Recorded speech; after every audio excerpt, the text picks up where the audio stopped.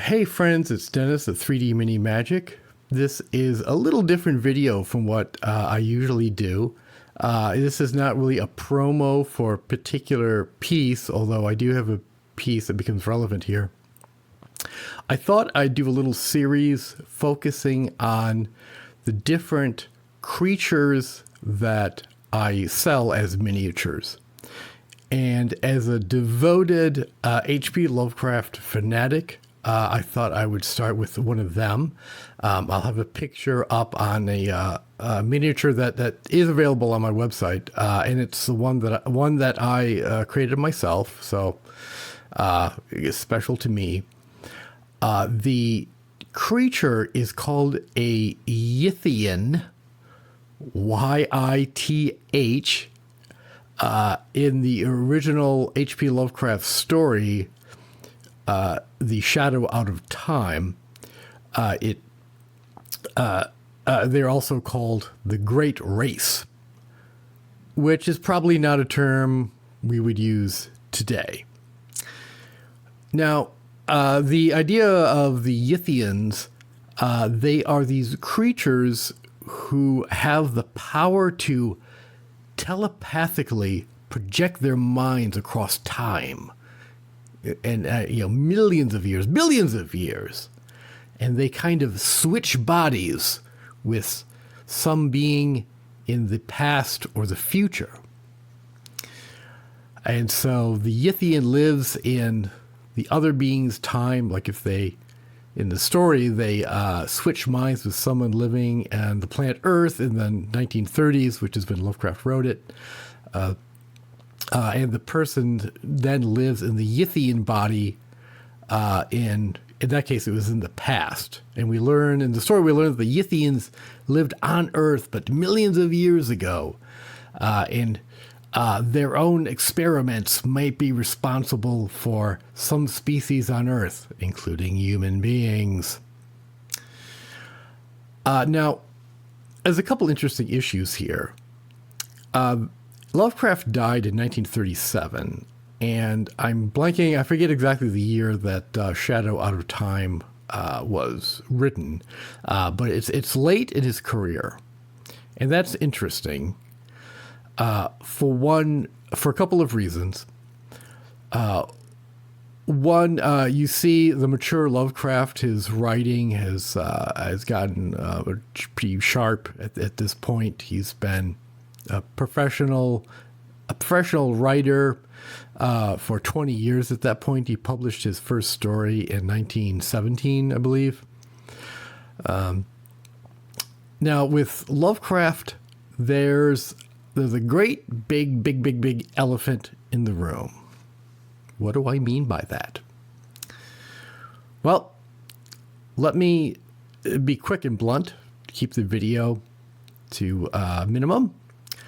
H.P. Lovecraft, Howard Phillips Lovecraft, that was his name, his full name, and it was his real name. He didn't really use a pen name. Was a racist. Racism is the complete opposite of everything I personally believe. I'm sure it's probably what you believe as well. He believed the inherent superiority of certain racial groups, ethnic groups over others. Of course, as those people often do, it so happened he was in the superior group because, that's usually what those people think. And it's less obvious in his stories. I mean, a few places he says something that's like, oh, wow, no one would say that today. Or you wonder, oh, what do you mean? What do you mean by that? Well, you know what he meant. So there's no other way to put it. His feelings were not that unacceptable at the time that he lived. So although there were definitely people pushing back, and I give you an example, which is from one of his personal letters, which have been published, because so this is why we know what he believed, and we know how other people reacted to it, because he wrote about it in not so much in his fiction but in personal letters that have survived up to today. It sounds kind of funny, but although it's also disturbing that he thought this, is in a letter his friend Alfred Galpin, and I believe this was an early letter written in the late 19 teens, maybe the late 1920s. He talks to his friend Alfred Galpin about an argument he had with another friend, and the other friend was a complete non-racist, believed all people should be judged on character. Race should not matter at all in how you judge someone's ability or opportunities. And Lovecraft did not believe that.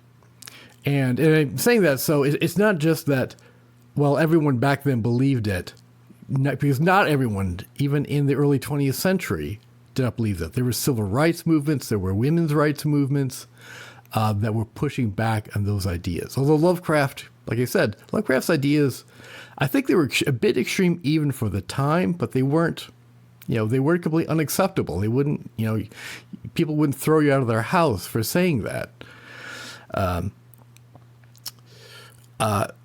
So, and I'm saying this because, like I said, usually if people get into H.P. Lovecraft, it comes up at some point that the man had absolutely racist views. And so I abhor those views. Those are horrible views. They're disgusting. I reject them. I certainly reject them in every way. And I bet anyone watching this video, I mean, the vast majority of people in America and the world today would read those and they would recoil. They would recoil from them. Now, I think this might be changing these days. You can comment whether you agree. Where I feel, when I'm nearly 60 years old. When I was in my 20s and 30s, we all knew Lovecraft was held these horrible views. It really wasn't that much of a secret. And for that matter, we know of a lot of artists who their personal views or their personal behavior was really awful. I mean, you think of popular musicians who are kind of famous for their kind of a wild lifestyle. I mean, that this has been in the news recently, but it's been going on for decades. Used to hear about, Ozzy, heavy metal bands, Ozzy Osbourne, Led Zeppelin, were kind of legendary for trashing their hotel rooms or living, just kind of this wild lifestyles. But we love their music. Actors who've been, who haven't behaved completely well, but we go see their movies. We listen to the music because they're still good musicians. It's a separate issue from their personal behavior. Same with actors and writers and many artists. There's the person's art and then their personal behavior. And you can like one without endorsing the other. It doesn't mean, if you say, wow, I really liked this, The Shadow Out of Time, you're not endorsing everything H.P. Lovecraft ever said in his letters. Yes, you are saying oh, I liked this story that was written by someone who held racist views. Yeah, that's true. You would be guilty of that. Yeah. However, I would say there's nothing to feel guilty about. You're not endorsing their views. You're just saying that you like their art. And also, as another aside, the reason I brought up the Yithians as an example, and the fact that they're late in his career. In the story, Lovecraft kind of explores, he kind of builds a little world of the Yithians and their culture. And one thing he mentions is that the Yithians are basically explorers.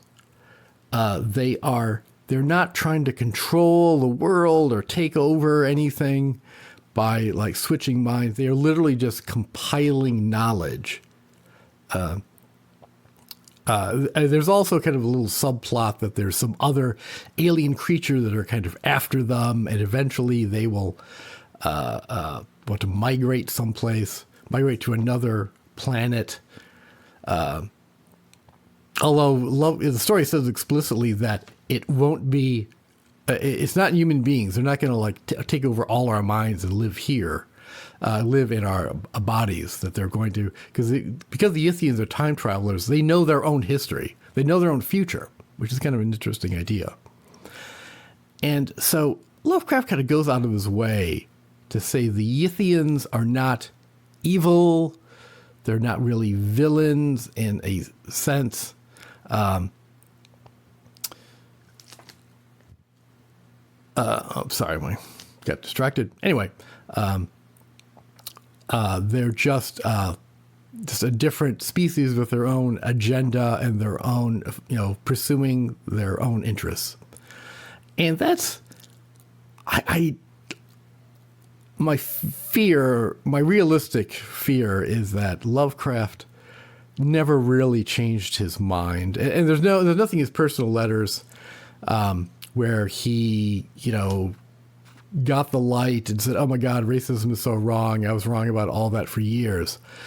But, racism is a fear of the other. It's a fear of that which is different from you. But in this story, which is very much in contrast to his earlier Cthulhu stories, the Yithians they're these outsiders. They're completely different from us. Yet they're not evil. They're not bad.